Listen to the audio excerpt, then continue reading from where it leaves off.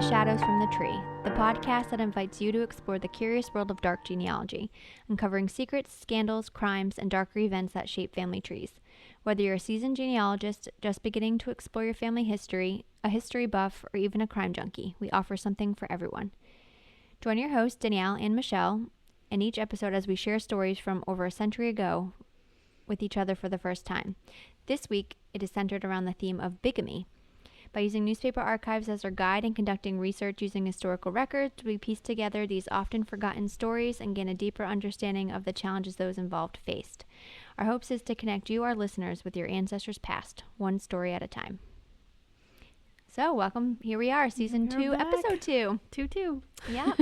And so we are doing bigamy. And so for those who don't know, a little definition about bigamy here is a bigamist is a person who enters into a marriage with someone while still legally married to another person, and this act of marrying multiple individuals at the same time is considered illegal in most states, and by law can be punishable. Yep. So I'll be curious what your story is and if that hits that quota of going against the law there. So I have my story that I actually found over a year ago when we were doing our family history. Really? On Jeanette. Oh, wow. Yep. So what we featured at the end of season 1. I don't even remember if I was searching the Jeanette story or if I just was searching stories of people married young, because I was just so shocked, really, just about that. And I found this one. It was really short, and it just grabbed me. And it's from your preferred time period. So it was 1891 was the article. And it had said this: marriage at the age of 12 years is an unusual thing. Still more unusual is it for a girl to be married 3 times before she attains the age of 14 years. What? Such the story exists on Long Island. Oh my gosh. So how's that? How? Yes. So gripping, right? You just want to know more. And this, I really found multiple articles, but they all were sort of similar. So it wasn't like too confusing like last episode where I was just lost in so many articles and thoughts. Right. But the first thing I wanted to know was like, what happened in her childhood? Right. The questions just start rolling. Yeah, these parents are not doing their job. Yeah, exactly that. And then it's like, okay, well, what happened with the husbands? And then, what happened for her life long term? So that's what genealogy is, right? You start digging in one question at a time, and then have more questions and more questions. The mysteries. Yep. Yeah. So I found that there is a little bit of discrepancy in her age, but I will first start with her name, Kate Mott, which she went by Kate most of the time, and then also had a nickname of Kitty. Okay, that's cute. And she was born in Long Island. I'm saying about 1867. So that's what's listed on her headstone, 1867. Okay. But the censuses were like all over the place. Like, I don't know, maybe she liked being younger and just, I don't know, maybe she didn't know the age, or whoever was reporting the census truly didn't know her age. And then there was even a newspaper article that said that she would be 22 next November the 14th. And that was written in 1891. So, and then there was another date of her on Ancestry of being born that December 13th, 1867. So, could not find a birth certificate, unfortunately, but I'm going to go with 1868. Was she listed with her parents in the census, or was she kind of an orphan? Yeah, so good point. So I find out that her father is John Rose Mott, and her mother was Abigail Jane. They both had like long-term family parents and grandparents in New York, are born in New York. And Abigail, the mother, had actually been previously married before she got married to John. Mm-hmm. And she had like a handful of kids with her husband at the time, whose last name was Smith. And then I finally see Kate, or Katie as in this record, in 1870 census. She's listed as 2 years old, and she's listed with her dad, who's a ship carpenter, and her mom's keeping house. And then she's actually living with her half siblings from her mom's first marriage, Billings Smith, who was 18, and Abigail Smith, who was 10. And then she's listed as being 2. So she appears there. So already the mom's kind of got a handful of kids, right? Widowed, or no longer with the past husband. They're living in Islip, New York, part of Long Island. And then I see her again in 1880 in Rockville, New York, and she's 12 at the time. And her mom, Abigail, is also on the census, listed as mother-in-law, and Kate's listed as sister-in-law. So she's living with her half-sister, Susan, and her husband, Will Smith. So Did her dad die then? So the mom was still listed as married. Oh. So I really don't know. And her dad was found at some point on a record living until 1907 till the age of 77 as a widower. So, and he was living in a poorhouse. So I don't know. Maybe he was somewhere for work. I don't really know. So he was doing ship carpentry. Right. So maybe he was on a ship somewhere. But I just find it weird that Abigail married a Smith previously, and now her daughter Susan married a Smith. Okay. Maybe like there's a lot of Smiths. Dare I say, right? Or dare I say a cousin down the line. So stranger things have happened. Exactly. So I mean, they're doing decently, I guess. I mean, I would say probably poverty if the father ended up long term living in a poor house. The mom has a lot of kids. Yeah.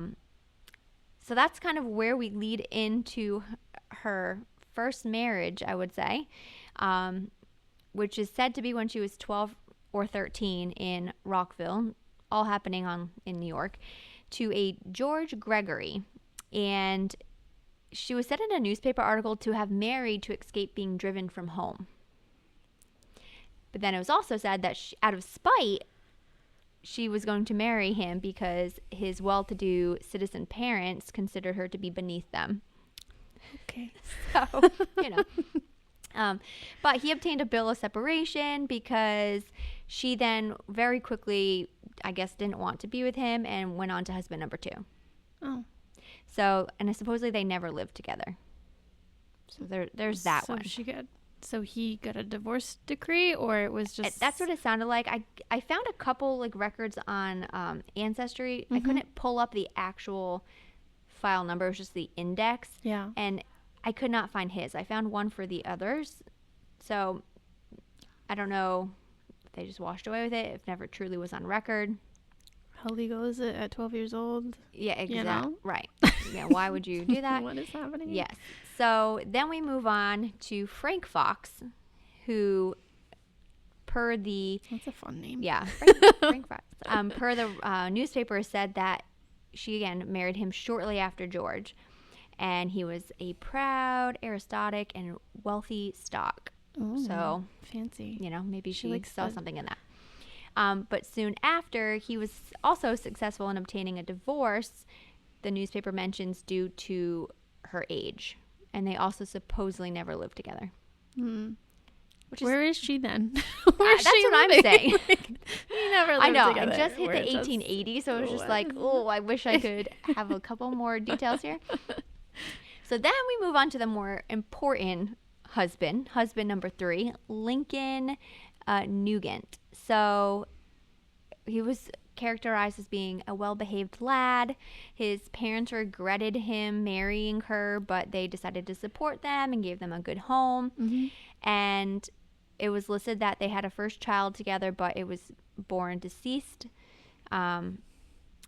And then they had another child together, a Nellie Nugent, born in that Islip on July 9, 1887. Okay. So they go off, It sounds like they're going to committing to each together. Other. Yeah, they actually live together. They have a child together. So this one's a little bit more concrete. Right. So it was after giving birth and after living with him for 2 years, she became dissipated, it said, and left her home and returned to Bay Shore a wreck, it said. Oh, no. So it's hard. Young mother, right. So it was there when she was back home that she met John Deere, and not just the tractor. It said he was a mixed Indian who was traveling with an Indian show, and she decided to follow him. And she made it to Baltimore, Maryland, where she left due to his abuse. And it even said that people in the show gave her money to make it back because they saw the abuse that was happening. So that didn't last a super long time. Meanwhile, Nellie, the child, shows up on a document as an inmate of a poorhouse in Suffolk, New York, on February 23, 1889. She's aged 1 year and 1.5 years old. It says, habits of father, bad. This is what was written in. Habits of mother, bad. Oh, boy. The occupation of the dad at the time, it said, was a paper hanger. I didn't look it up, but I'm thinking like wallpaper. Do they have I don't even know what paper hanger was being. Who knows? So, paper hanger, and she was listed as a housekeeper. And the child, there was a note at the very bottom that said the child had been brought by the overseer of Islip town to having been left by its parents. So she had already taken off and left the baby? At this point, she had taken off and went back on to that Indian traveling show, I suppose. Oh. So there was that. And then, not to jump ahead, but long term, Nellie was supposedly raised by her uncle, George Nugent. Mm-hmm. And supposedly she went off and got married, and, so good for her. She got saved. That's good. By the uncle. And so then this is where we get to now our case of bigamy. So Katie goes to marry Oliver Petty in January of 1891 in New York. Mm-hmm. So they had run off together. At the time, they were introduced because she was living in a boarding house with John Allen, who was a wealthy farmer and a horse jockey. So they introduced them, and they took off together and got married. Mm-hmm. He was younger than her, only about 19, 20.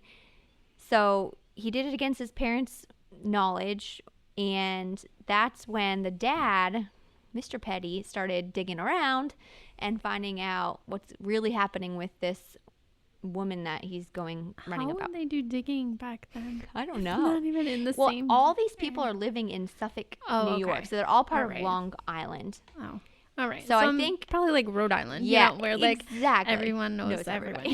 Yeah. So I think there's a little bit of that going on, and Lincoln Nugent actually drives to Mr. Petty's house and starts telling him everything he knows about her, mm-hmm. even saying that she was arrested for drunkenness and fighting. And that's when they both together said, let's go for her. And they went to who they needed to go to say, yep, we're going to go against her for bigamy. Because I guess technically Lincoln never did divorce or unmarry her. So it actually goes to court. Oh, wow. And she is arrested shortly after her and Petty run off to get married on January 19th, 1891. Mm-hmm. They're found at the Shelbourne Hotel, and Constable Kogel and Officer James White arrest her at 3:30 on Saturday morning. And they didn't have time to get the warrant signed because it was late, so they just arrested her on being a suspicious character. So they take her in the morning. She goes to Yorkville Police Court and is turned over to Kugel after his warrant was signed. And then Justice Buckingham had arranged to have the hearing at Smith's Hotel and allowed like a half a dozen citizens in before Kugel locked the door and made this lie that they wanted a private hearing. Which is come on, I could have gotten a photo or something. Right? So that happens. And then after the hearing, she was informed she could go and get procure counsel she wanted, and she telegraphed a lawyer, Nicol of Babylon. So January 20, 1891, the next day they have the bail hearing, and her bail was set for $2,000, which she did not have, so she went to Riverhead Jail. So then they eventually go to have the hearing, which wasn't until June 2nd of 1891. So she's being held at this jail because she didn't have the bail for 6 months. It's sad. A little less because I guess it was January 20th. yeah, but still, you're just waiting. Poor girl. I just have sympathy for the young people who don't know better. Like, she really, So they have the hearing, and it was quoted by the newspaper that the woman quietly removed her veil and looked about the room, apparently very unconcerned.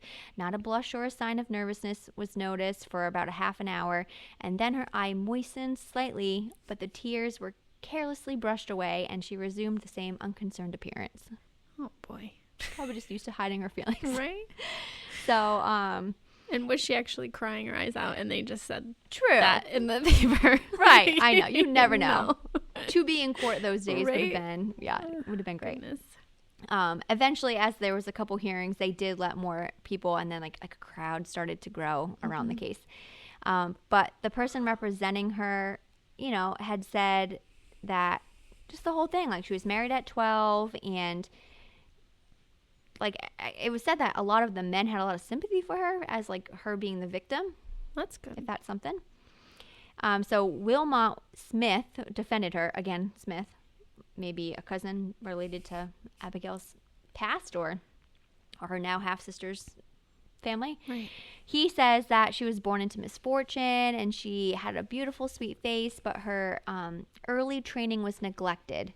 She never knew the kindness of a mother's care and guidance. In her infancy, she became a ward of charity, and how little she knew of the work or the right and wrong of social laws at that time of 12. She married a second time without the formality of a divorce at the age of 13, and divorced and married a third time before she was 14 years of age. She's very ignorant, and her beauty made her a target for designing cruel men. I mean, that sounds like a pretty good defense to me. Yep. So, at the time of the court, 2 of her former husbands were in the court, and they were both under the influence of alcohol. And one of them interrupted the proceeding twice and had to be taken in charge by the sheriff. Classy. Yeah. Lincoln Nugent was the first witness, and he was, whether it was the alcohol or not, he couldn't really say whether he was married to her or not. He kept on making these weird, like, oh, I don't remember comments. But it's like, out of everyone, that's the one husband. Like, they have a kid together. You live with the parents. And it was like a couple years. How do you not remember? Yeah, it's weird. So then Sarah Mapes gets called to the stand. She's a bridesmaid at the Nugent wedding. Mm-hmm. And she's known Kate for 12 years. So she calls and she says, I was witness to the marriage that was performed. Like, I was there and watched it happen. The bride was about 14 or 15 and had been living after with the family. So, and I think it was even reported that she behaved well, like a lady, when she was living with them. And how much older was he than her? Do I have the age of him? I'll have to try to pop that one up. I think they were like slightly older. It wasn't anything shocking. Okay. Like, I was blown kind of away. Picturing like an old, kind of gross. I remember I did look at the ages, but I don't remember being like shocked completely. And then there was a second witness to the Nugent wedding. I love this name. His name was Mortimus Bialis. Nice. That's a great one, huh? It's unique. Yeah. So he kind of just he said she appeared to be 13 or 14 and just said I was there. And then they call Oliver Petty to testify, and he said they had gotten married only after 10 days of, like, I guess, meeting. And they had the reverend's name of who married them, and he actually had confirmed that they had been married. So this goes on, and then the jury couldn't agree. So they dismissed the woman back to jail. Yeah. It wasn't like a mistrial because the jury couldn't agree. They just threw her back to jail. In jail. Yep. Oh, so that's different. Yeah. So while Petty was still, on her side, he said, if the cases do end up being dropped, I will, she'll still be my wife, whatever. So he was kind of sticking by her. And one newspaper even said that they had half a honeymoon because they pretty much were arrested on the honeymoon. Middle of the night. So it's awful. Yeah.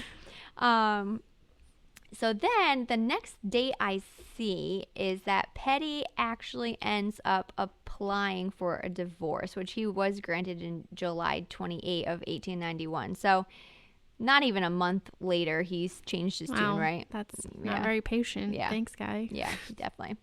But finally, December 8, 1891, she gets, it's a long time. Yeah. Long time. So she has her case back, and the Times Union in Brooklyn, New York posted in the newspaper that she was convicted of bigamy at the Suffolk County Court at Riverhead at noon and was sentenced to imprisonment for 1 year in the Kings County Penitentiary. So she had to... A whole nother year? She had to go... Yeah, she had to be in jail for a year. And it sounds like although she was in Riverhead, so maybe she got to stay where she was. And it was actually really interesting. I found like the record of the Kings, here I'm just pulling up here, the Kings County Jail, and like the name of all the people who got put in for jail that year, or the times near her. Yeah, she's on there. It's listed as bigamy, and you know, it even shows that it's 1 year. So I'm like, oh my, who has the worst amount of time and for what? Like a lot of little things like larceny. Yeah. There's one for drunk and disorderly. So there was a couple. Nothing. I did not. I scanned a few pages and I did not see bigamy. Serial killers. Ooh, was there? There was some kind of assault. Yeah, there was. Where did I see that one? Maybe it was like assault third. Oh, that's assault third got 3 years. It was like a low security or something. I don't know if they had different levels back then. Yeah, but I could have just spent time like going through this whole thing. I was like, wow, this is really interesting. It really does baffle me, all the records that were kept in the 1800s. Seriously, like how old is this record, and they're keeping it? Yeah. And now we get to use it, right? And it's all digitalized now, which is really helpful. Easy to find stuff, you know? Like definitely. You couldn't have done this 10 years ago either. No, definitely not. So so she goes to jail, and on December 9, 1893, she is released on good behavior for 2 months early, basically. And she's in her 30s, and she goes back to living with her mom at Wading River. And it says her good looks and fine dresses soon drew admirers. Oh no. Yeah, there was a few names dropped there about who was, you know, trying to pursue her. How many was that? Fifth? No. I don't know. So then she actually settles down or gets officially married again to a husband, George Benjamin Horton. This is about 1892, so like probably, I don't know if like was before or right after she got out of prison. Mm-hmm.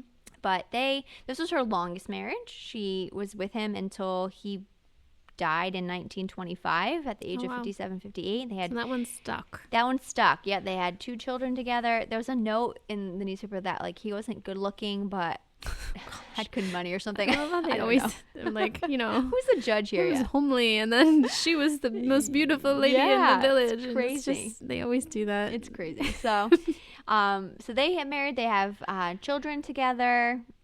So it seems they did decently together. Well, she was an adult with, you know, her fully developed brain at that point. So. True. Could actually think clearly. Yeah. And got targeted for a crime that she really probably had to think about a lot. Right. So he dies in 1925, and she remarries. Oh. Goodness gracious. And so she remarries John Wheatley on October 1, 1929, and he was 45 and she was 55 on the marriage certificate or the marriage license, and she was listed as a nurse. So maybe she got a nice career, and they were also still living in Long Island, Port Jefferson. So, so they were together, and it was interesting because on this certificate it says number of proposed marriages, and she has 2nd. So she only said she had 2 marriages. So maybe she's considering just the longest husband.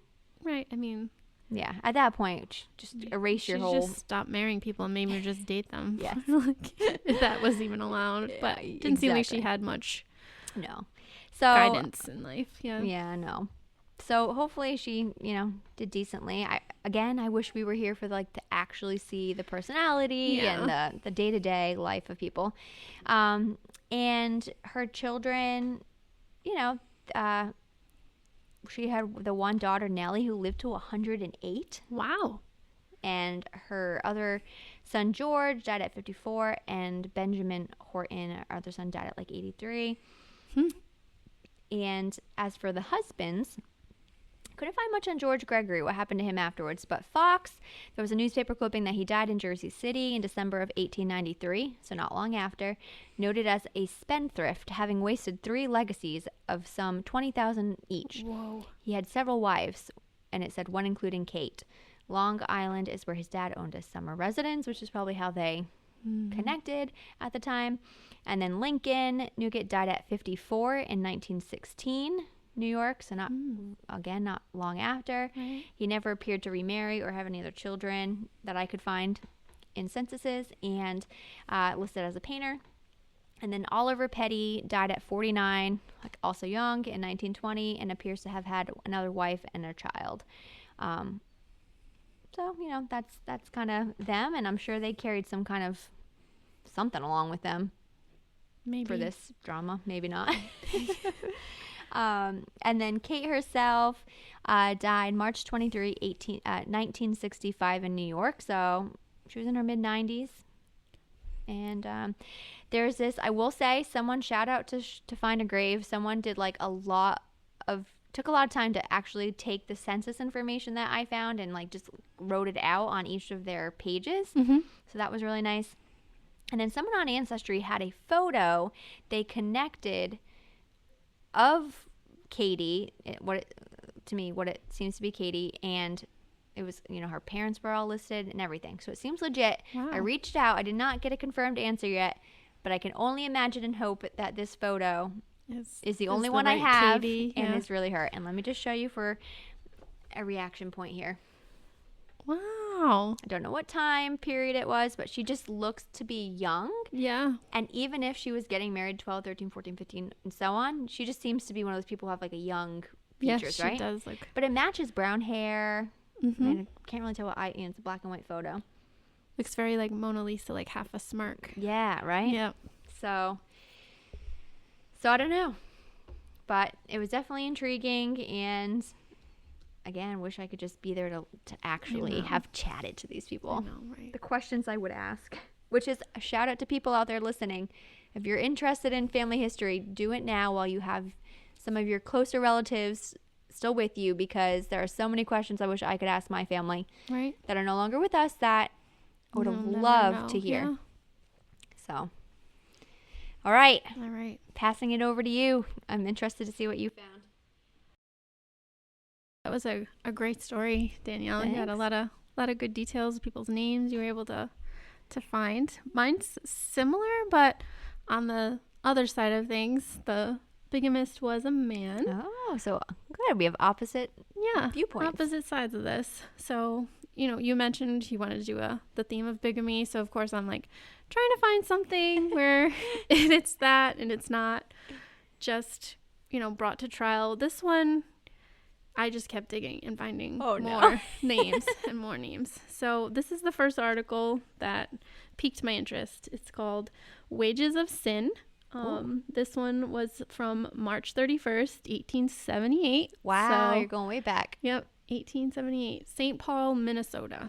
Oh, okay. Also never covered Minnesota. Yep, but this is one of many places this this man resides under many names. So we'll start with the first name I found. Okay. So we're in Minnesota. Dr. Charles Roemer, a bigamist, was discharged from custody today, the grand jury not having found an indictment against him. In less than 5 years, Roemer has actually had 3 living wives in 5 different states, but owing to the absence of witnesses and the conflict of state laws, he could not be indicted. So basically... So he gets away with it? He knows what he's doing, okay? So this man... We'll let's like rewind here. Bring it back. He's originally from Germany, born in Germany, between 1834 and 1837-ish. Like there's no actual record of him of that. So his first arrival in the United States was in like 1859. Okay. So we'll start there. So one of the articles I found said he had 5 wives. So the first one being in 1872 in Cedarburg, Wisconsin, and he was actually under a different name then. He was going by Dr. Arnold. So he says he was a doctor. So there's several articles of like him advertising his practice. Yeah. So he's legit a doctor. Okay. I wouldn't go that far. Okay. So it says like there's a lot of articles saying, quote, from a prestigious German medical school, he's said to be a physician and surgeon. So yeah. So it says C.H. Roemer, M.D. was one of his names. Physician, surgeon, a regular graduate of the medical university in Tübingen, Germany. So then it has like his office location. That one was in Arkansas. So I've found... I need a map.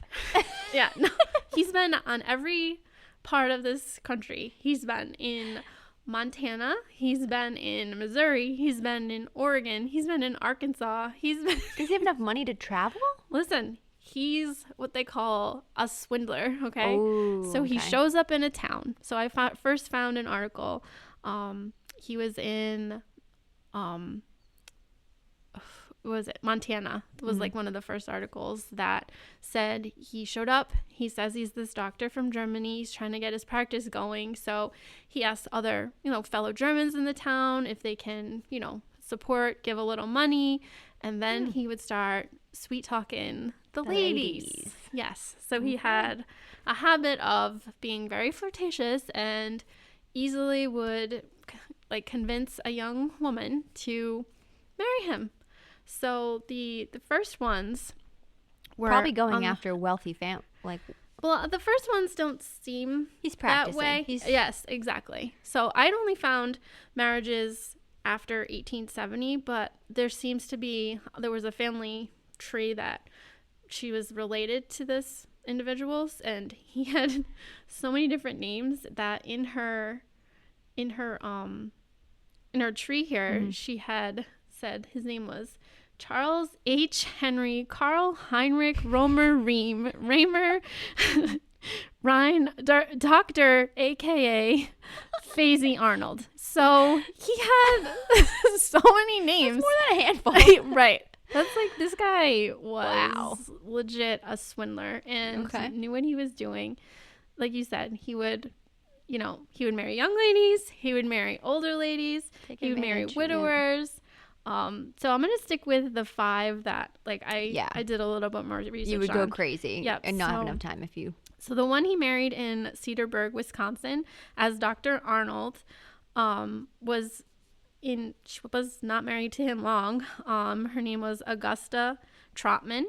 Okay. And, their ceremony was in Grafton, Wisconsin. And then only a couple years later, there was a divorce decree for desertion. So he had already hightailed out of there, and he'd already been gone for looks like several years, because during that time he had gotten other things happening. So that started. So he married her in 1872, and then as Dr. Charles Ream in Buffalo, New York, he married a woman from Berlin Station, Ontario, and married her in 1873.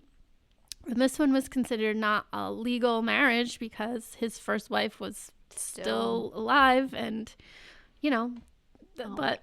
but then the marriage was also confirmed in a Catholic church 5 days later, which we know that they kind of do a bit of background when right. Well, his name was different, so it's hard to Dr. Arnold, Dr. Ream, they're not gonna, if they call up and they don't even know where he's from. He says he's German. He could have just said, I immigrated, just got here from Germany. I don't know. I couldn't get her name, and I also looked at several family trees, and her name was always the Berlin Station, Ontario wife. Her name never showed up. and it wasn't considered legal. So he didn't need a divorce decree from that one. So that one just didn't count. It happened and the one from 1873 didn't count. So that was his second one that I had seen originally, until I uncovered this woman's research, which was even more than I can imagine. So the third marriage, now we're in 1874 still, but the divorce decree from marriage one was finalized in April. Okay. And he married the third wife 5 days before the divorce decree. So we got a marriage on April 16th, 1874. But she was just thrown off. So was he still doctor at this point? Yeah, he's still calling himself a doctor. I can just imagine. Yeah. What if he's using this doctor not even to like boast about himself, but to meet the women, like from like a practice standpoint? Okay, this gets even weirder with this one. Ready? Mm-hmm. So they're married in April the 16th of 1874, and her name is Joanna Paul. Okay. And I found her death record, July 24th, 1874. That is 3 months after I lost count. after she marries this Dr. Roemer. We'll just call him Dr. Chaz, because that's what he like refers to him as, is Chaz. Dr. Chaz. Sounds good. Okay. And all the things. So Dr. Chaz is with this woman for 3 months, and now she's mysteriously just dead. Like, that's seems weird. Right. And she's a wealthy woman, and so it says there's an article of he inherited her estate. This feels like a Lifetime movie. he's got all her money now of this those woman who was older than him. I don't know how much older, but I have did it say the reason of death? She was 46. Okay. And it says Mrs. Roemer was sick for about 3 weeks and was faithfully attended by the doctors Ford and Rogen. So why was she attended by her husband, 2 other doctors? But her disease baffled all attempts at restoration. She was born in Germany in 1828, and she leaves friends to mourn her with her husband and her sister in the city. I'm just having this feeling like every episode we do somehow should like relate back to poison. I'm just like, really, was he giving them poison? Weird. Like, 3 weeks of a weird, unidentified. And he's a doctor, so maybe he had to do enough research. Like, maybe he did know how to easily kill someone, and now has her. Now, after these couple practices, goes after actually wealthy. Okay, and that's the third wife. We're not done yet. Okay. Dr. Chaz has got a history. Got some more going to do. So that was, where were we? Oh, we were in Columbus, Indiana. Okay. Now we are. So he's kind of moving. Yeah. Now we're going to St. Louis. Okay. City of Missouri. Okay. So now this is the following year. So we're in July of 1875. He married a Isabella Chesley. So doesn't he go by Dr. Ches? Dr. Chat. Well, he's Chaz. Charles okay. Chaz was his nickname, I guess. Okay. So he married her. There was even information about, there was like a marriage, a decree of divorce from her as well. So wife Don't number they look 4, at the number of these? Well, I guess he's changing his name every time. But he was still Roemer there. But then, so that we were, the third wife, he was also Charles H. Roemer. This one, he's just sticking with Roemer. Maybe he thinks he's far enough away. They won't know. But she was dead already. So right. So no, who's going to chase after? He's a widower. So whatever. So the divorce decree was given less than 2 years later. So January 29th of 1877. Okay.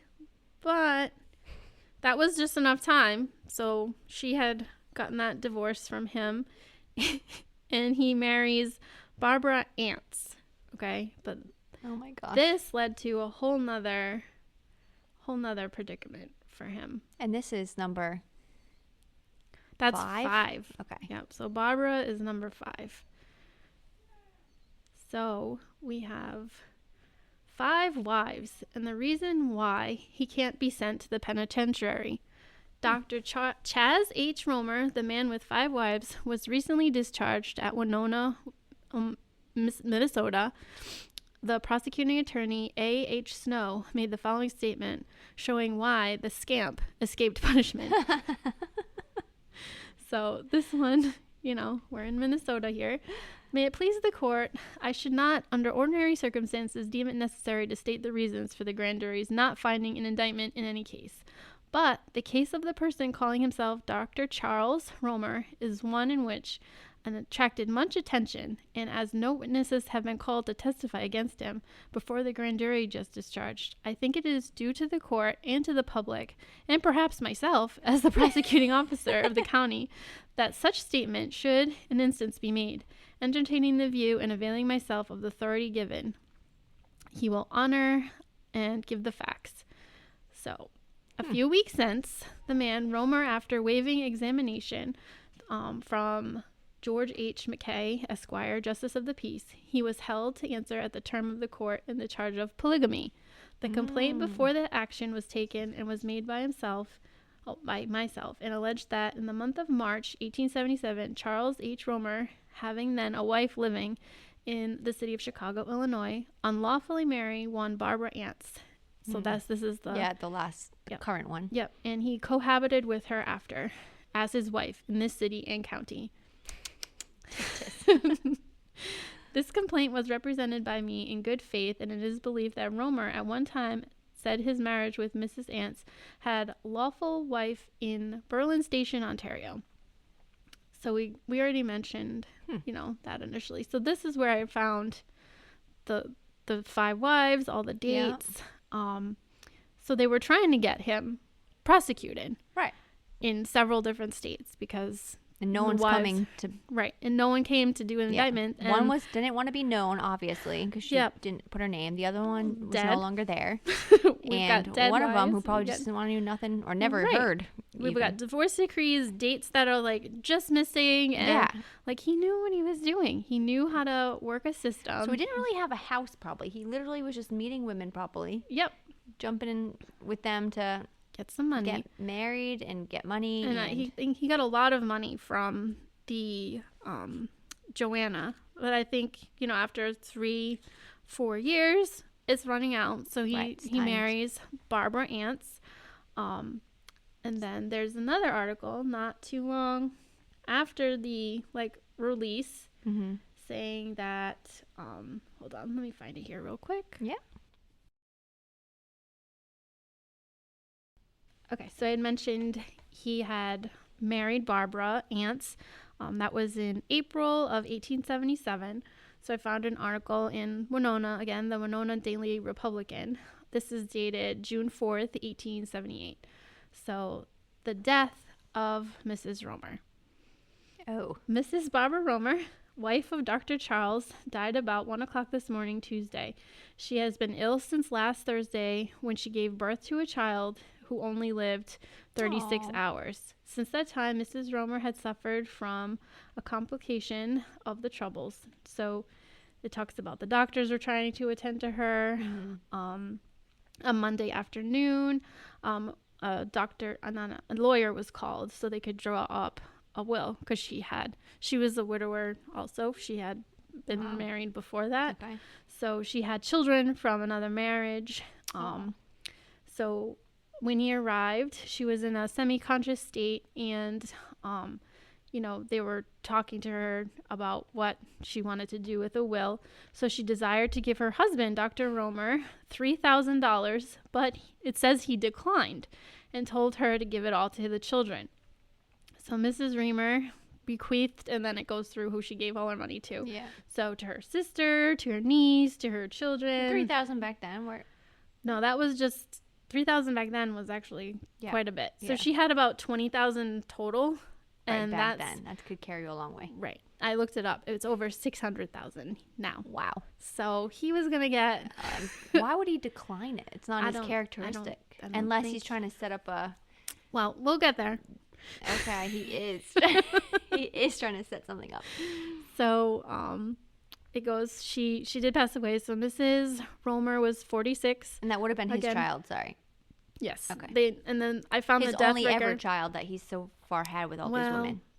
There's marriages from, I'll go back because I only uncovered those today. Okay. There's some marriages to women on the West Coast. So either, it was either Montana or he was in Seattle for a bit. There was an Oregon story. So we've got several women telling many tales. Like everyone's like scoundrel, just that's downright crazy. Swindling people out of money. There was even a story of him pretending he was a refugee from Mexico, and he was showing pieces of silver so that they would believe that he was from Mexico, and he was trying to get people to help him, Wow.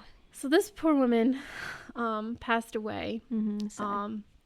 But there's articles saying that a few months later he had actually taken money from from her estate and was like reestablishing himself. Really? Yeah. So he did take some money, even though that article, he was so generous to try to give it off to somebody else. Well, even this article might have just been someone throwing in some more detail. Maybe he swindled. Throw you a couple bucks I'll throw you a couple bucks if you put a good note in there. Maybe he wrote it. He sent it in. Like doctor. I don't know. News editor, news reporter.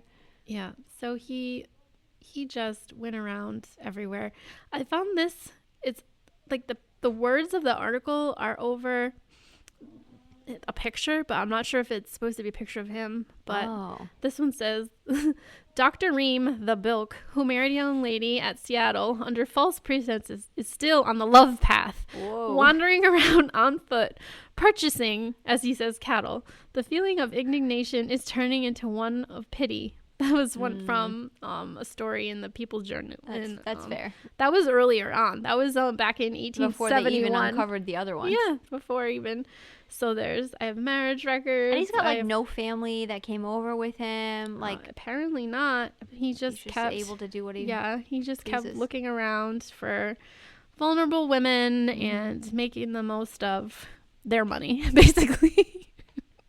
Taking all their money. So on this user in Ancestry, so she on here it says there's a common DNA ancestor. So she is related to this Dr. Chaz in one way or another. Yeah. So on her record there's Catherine Snyder is the first spouse. So supposedly there's a daughter from that marriage. Okay. A May Reem Bonte. So it seems like she got married. Mm-hmm. She was born in 1862. So that was right after he came to America.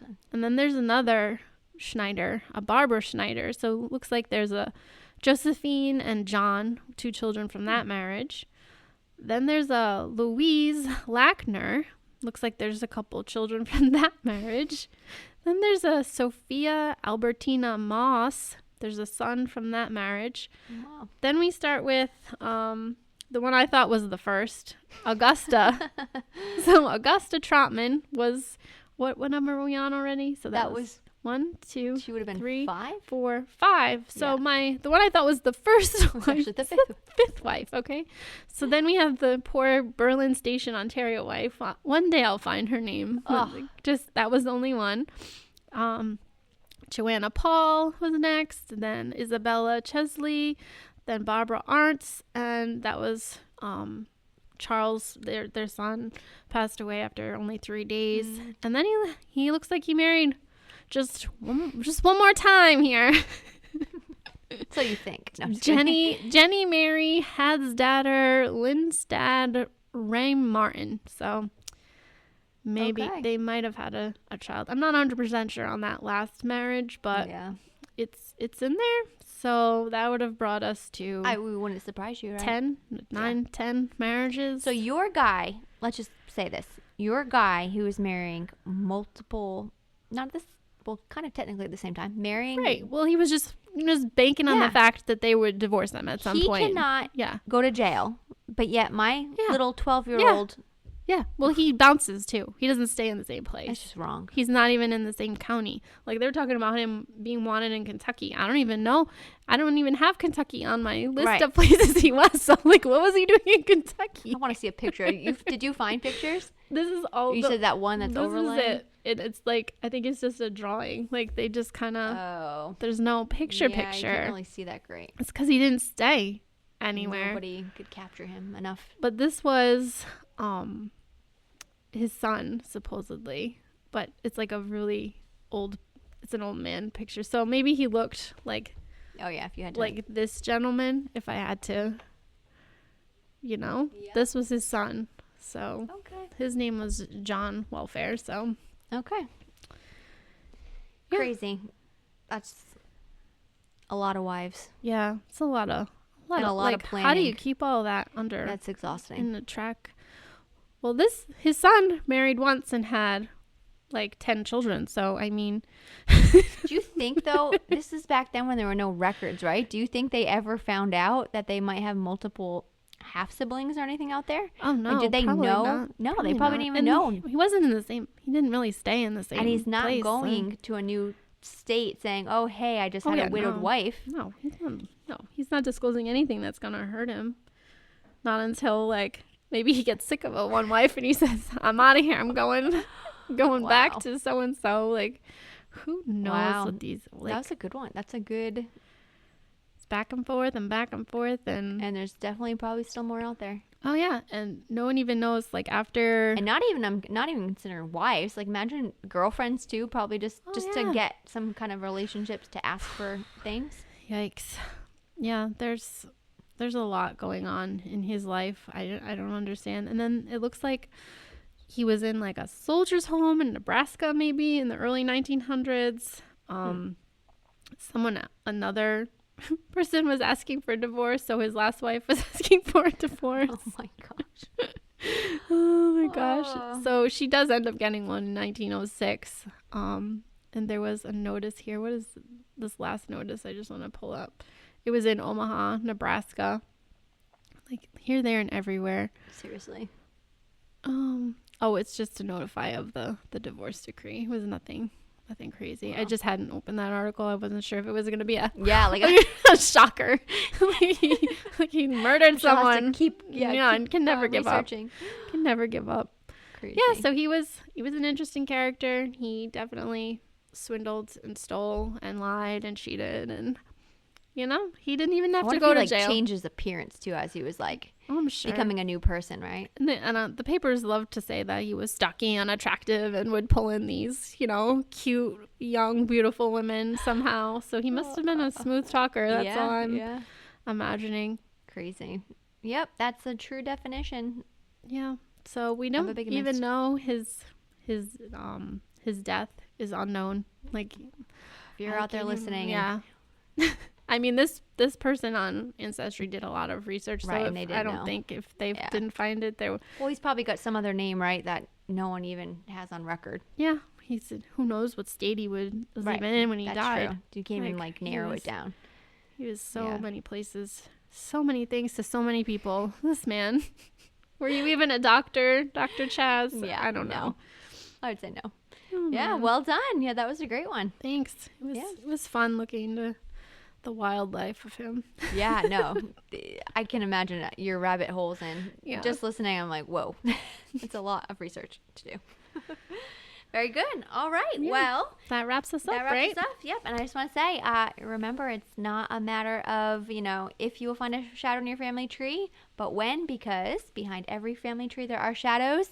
So if you have a story, make sure you reach out to us on Facebook or shadowsfromthetree@gmail.com. Yeah. Thanks for listening. Bye.